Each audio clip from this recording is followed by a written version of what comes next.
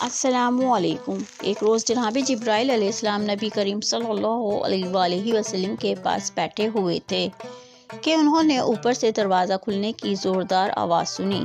اپنا سر اٹھایا اور نبی کریم صلی اللہ علیہ وآلہ وسلم کو بتایا کہ یہ آسمانوں کے دروازوں میں سے ایک دروازہ ہے جو آج سے پہلے کبھی نہیں کھلا۔ اس سے ایک فرشتہ نازل ہوا جو آج سے پہلے کبھی زمین پر نازل نہیں ہوا۔ اس نے آپ صلی اللہ علیہ وآلہ وسلم کی خدمت میں سلام عرض کیا اور کہا کہ آپ صلی اللہ علیہ وآلہ وسلم کو دو نور مبارک ہوں۔ آپ صلی اللہ علیہ وآلہ وسلم سے پہلے یہ نور کسی نبی کو عطا نہیں کیے گئے۔ وہ یہ ہیں سورہ فاتحہ اور سورہ بقرہ کی آخری دو آیات۔ مزید فرمایا کہ جو شخص یہ دو آیات پڑھے گا اسے اس کی مانگی ہوئی چیز ضرور دی جائے گی۔ ویڈیو پسند آئے تو لائک کریں، سبسکرائب کریں۔ جزاک اللہ۔